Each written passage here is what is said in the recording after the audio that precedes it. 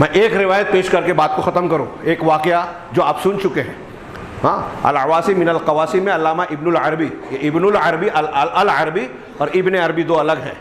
یہ ابن العربی بہت بڑے سنی عالم ہیں. ان کی کتاب العواصم من القواسم صحابہ کے دفاع میں شاندار کتاب، تاریخ طبری اور دوسری کتابوں میں مفصل واقعہ ہے. العواصم من القواسم میں شارٹ میں حضرت ابو ہریرہ رضی اللہ تعالیٰ عنہ کہتے ہیں والذی لا الہ الا ہو، اس ذات کی قسم جس کے سوا کوئی معبود نہیں ہے، عبادت کے لائق نہیں ہے.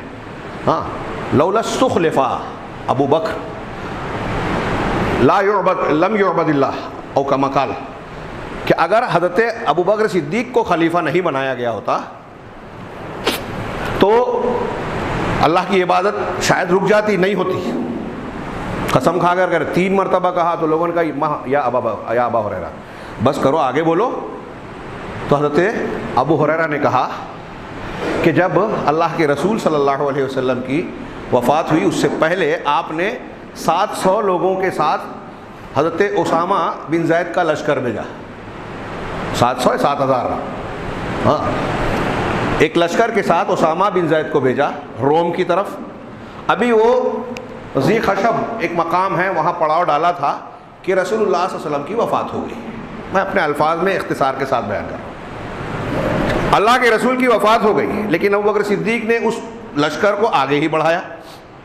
لوگوں نے کہا کہ ارے ابو بکر صدیق، رسول اللہ صلی اللہ علیہ وسلم کی وفات ہو گئی اور مدینہ کے اطراف کے کچھ قبائل مرتد ہو رہے ہیں، اسلام سے پھر رہے ہیں، اور آپ ان لوگوں کو روم کی طرف بھیج رہے ہو، اسامہ کے لشکر کو، جبکہ ہمارے ارد گرد میں لوگ کفر ارتداد کے شکار ہو رہے ہیں. حضرت ابو بکر صدیق نے کہا اللہ کی قسم اگر مدینہ میں کتے آ کر ازواج مطہرات کے پیروں تک پہنچ جائیں تب بھی میں اس لشکر کو واپس نہیں بلا سکتا جس کو اللہ کے رسول صلی اللہ علیہ وسلم نے آگے بڑھایا ہے، اور اس جھنڈے کو کھول ہی نہیں سکتا جس کو اللہ کے رسول صلی اللہ علیہ وسلم نے باندھا ہے. لوگ کہہ رہے ہیں کہ آپ لوگوں کو بھیج رہے ہیں اس لشکر کو اور ہمارے یہاں خود ضرورت ہے. ابو بکر صدیق کہہ رہے ہیں کیا عقل یہ کہہ رہی ہے کہ ابھی یہ مدینہ کو خالی چھوڑ دینا، ہمارے لشکر چلا جائے تو مدینہ میں طاقت قوت نہیں رہے گی، اور یہ مرتد ہو رہے ہیں اطراف کے مدینہ پہ حملہ کر دیے تو عقل کہہ رہی ہے نا یہ بات. یہ عقل و شعور کا تقاضا تھا. سیدنا ابو بکر صدیق عقل و شعور سے زیادہ اللہ اور رسول کی سنت پر تمسک جانتے تھے.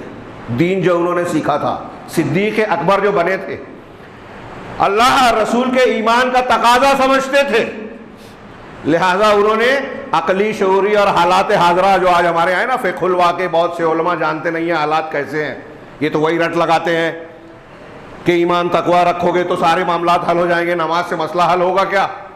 ہاں حل ہوگا. یہ اللہ ابو بکر صدیق کا واقعہ دیکھیے. یہ اسامہ کہتے ہیں، حضرت ابو بکر صدیق کہتے ہیں کہ اللہ کے رسول نے جو لشکر طے کیا، آگے بڑھایا، ہاں میں اسے نہیں روک سکتا، اور انہوں نے آگے بڑھا دیا. اب نتیجہ کیا نکلا کہ جب بھی حضرت اسامہ کا لشکر کسی قبیلے سے راستے سے گزرتا تو قبیلے کے لوگ کہتے کہ یہ مدینہ کے لوگ، ہاں ابھی رسول کی صلی اللہ علیہ وسلم کی وفات ہوئی ہے اور روم کے بادشاہ سے لڑنے جا رہے ہیں، روم کے لشکر کا مقابلہ کر رہے ہیں، ان کی طاقت بہت بڑی ہے، ہم تو کہیں نہیں لگیں گے. اپنی زبان میں کہہ رہا ہوں، ہمارا تو کوئی شمار نہیں ہے ان کے سامنے، یہ رومیوں سے لڑنے جا رہے ہیں تو ہم کس کھیت کی مولی ہیں. لہٰذا ان کے خلاف ہمیں بغاوت نہیں کرنی چاہیے، ان کے خلاف آواز نہیں اٹھانی چاہیے، مخالفت نہیں کرنی چاہیے. لوگ خاموش بیٹھ گئے. جو ارتداد کا ارادہ رکھتے تھے وہ ارتداد سے رک گئے، اور مسلمانوں کا لشکر روم گیا، فتح حاصل کی اور کامیاب ہو کر واپس لوٹے. اور جب وہ رومیوں کو شکست دے گئے تو یہ قبائل خود بخود خاموش بیٹھ گئے کہ جب ان کی اتنی طاقت ہے کہ رومی لشکر ان کے سامنے نہیں ٹکا تو ہم کیا ہیں. یہاں سبق کی بات کیا ہے؟ سیدنا ابو بکر صدیق کی فضیلت، ایمان، صحیح طریقہ اور منہج کیا ہے؟ ایک طرف سنت ہے، ایک طرف عقل کا تقاضا ہے، حالات حاضرہ. سنت کو ترجیح دیجیے. اور دوسرا سبق یہ ملا کہ جب آپ ایسا کریں گے، سنت کو اختیار کریں گے، رسول کی بات مانیں گے، تو قرآن و حدیث کے جو وعدے ہیں نا، اللہ کی مدد آئے گی۔ ہمیں ایسا لگتا ہے کہ سنت پر عمل کرنے میں نقصان ہوگا، بیٹی بہن کو جو اللہ رسول نے متعین حصہ کیا ہے وہ دے دینے میں ہمارا گھر ہمارا حصہ کم ہو جائے گا، ہمیں لگتا ہے۔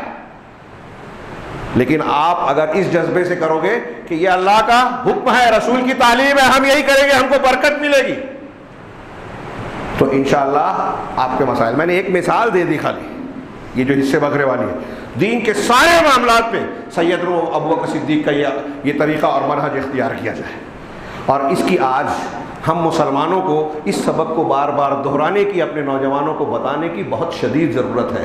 اس منہج اور طریقے سے دور کرنے کے لیے دنیا کی ساری طاقتیں، وہ باہر کی ہوں یا مسلمانوں کے اندر جو اہل بدعت اور گمراہی والے لوگ ہیں ان کی ہوں، سارے لوگ ہمارے اس دین و ایمان کو بگاڑنے کے چکر میں کوشش میں لگے ہوئے ہیں اور ہم غفلت کا شکار ہیں۔ اللہ تعالیٰ ہمیں بیداری عطا فرمائے، دین اور اس نعمت کی قدر و قیمت کو جاننے اور اس کی قدر کو پہچاننے کی توفیق عطا فرمائے، اور اس کا جیسا حق ہے ہم کو ادا کرنے کی توفیق دے، اور اس کے ذریعے سے دنیا اور آخرت میں ہمیں کامیابی سے نوازے۔ وآخر دعوانا الحمدللہ رب العالمین۔